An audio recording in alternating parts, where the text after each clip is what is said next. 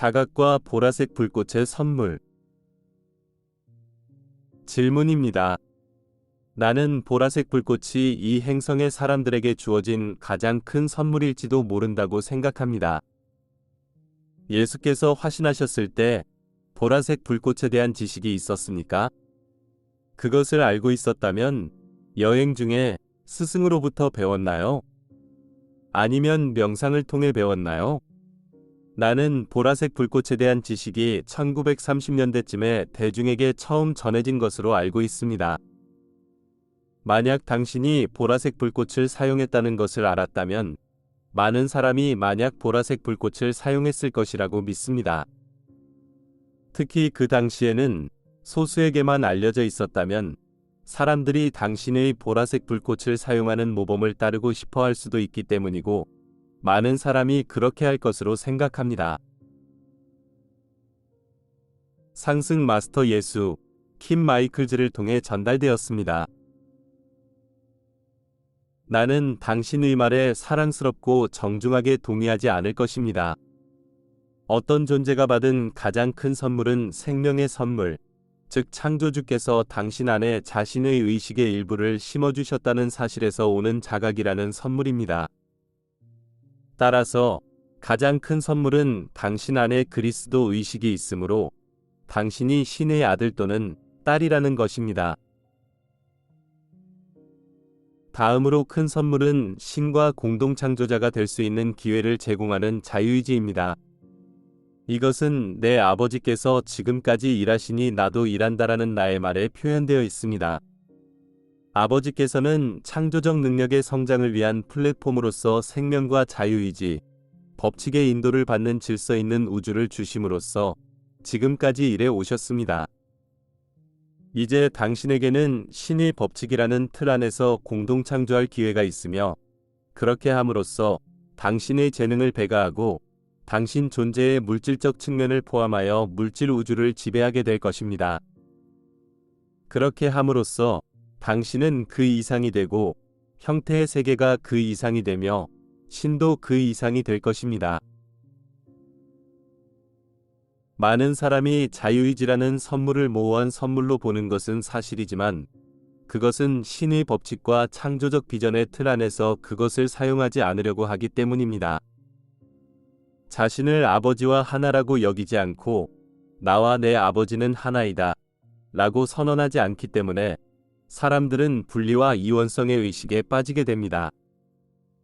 그리고 사람들이 분리의식, 즉 영적인 죽음의 의식을 넘어서도록 돕기 위해 받은 가장 큰 선물은 그리스도 의식, 즉 생명의 의식입니다.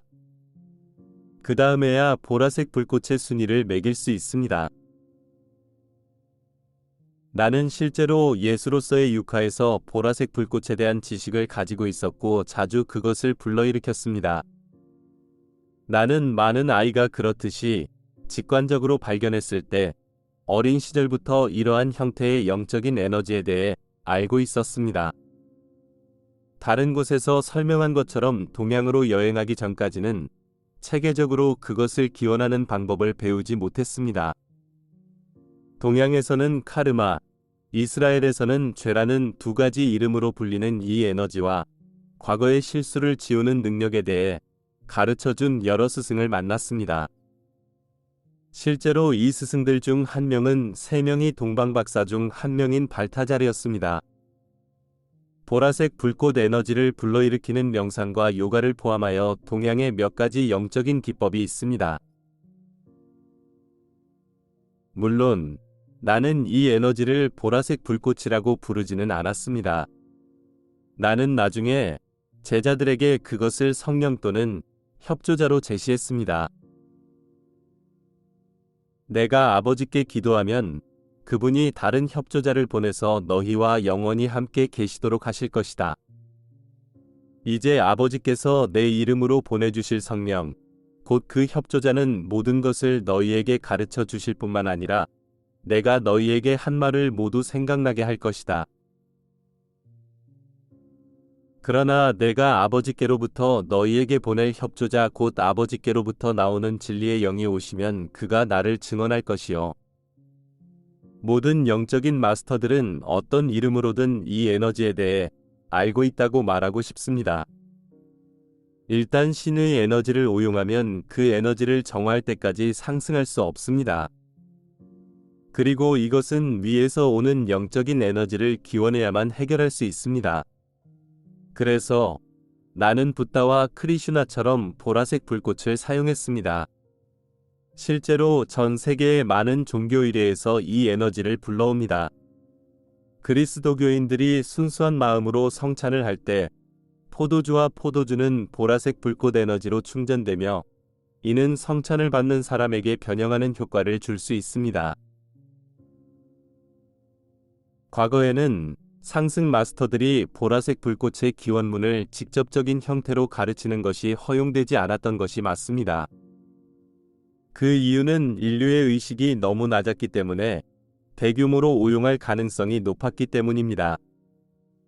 일부 가톨릭 신도들이 죄를 용서받기 위해 편지를 사거나 고해성사를 받으러 갔다가 다시 죄를 짓는 것처럼 보라색 불꽃을 불러 죄를 지우고 바로 돌아가서 더 많은 죄를 지었을 수도 있었습니다.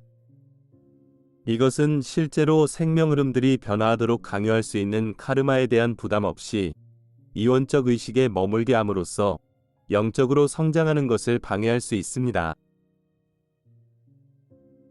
그러나 보라색 불꽃은 성찬이나 다른 위장된 의례의 형태로 많은 사람에게 가르쳤습니다. 그러나 이것은 상승한 존재가 불꽃의 오용에 대한 카르마를 스스로 짊어짐으로써 보라색 불꽃의 사용에 대한 균형을 잡고 있지 않고서는 할 수 없었습니다. 그래서 내가 이렇게 말했습니다. 그럼에도 불구하고 나는 진리를 너희에게 말한다. 내가 떠나는 것이 너희에게 유익하니 내가 떠나지 않으면 협조자가 너희에게 오지 않을 것이지만 내가 떠나면 그를 너희에게 보내겠다.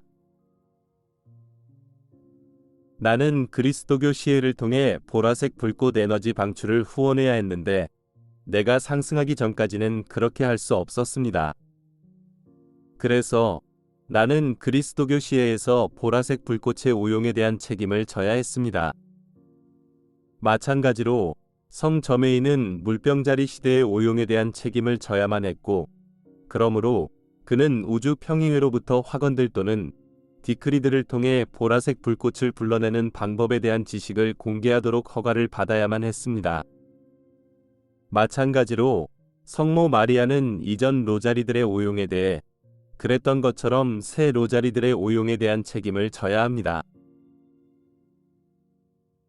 마지막으로 보라색 불꽃에 대한 지식이 1930년대에 대중에게 전달되었다고 말하고 싶지 않습니다. 이 지식이 대중에게 제공되었다고 말하는 것이 더 정확할 것입니다. 지금까지 그들은 지난 2000년 동안 내가 준 기회를 잊어버렸던 것처럼 성 저메인이 준 기회를 잊어버렸습니다.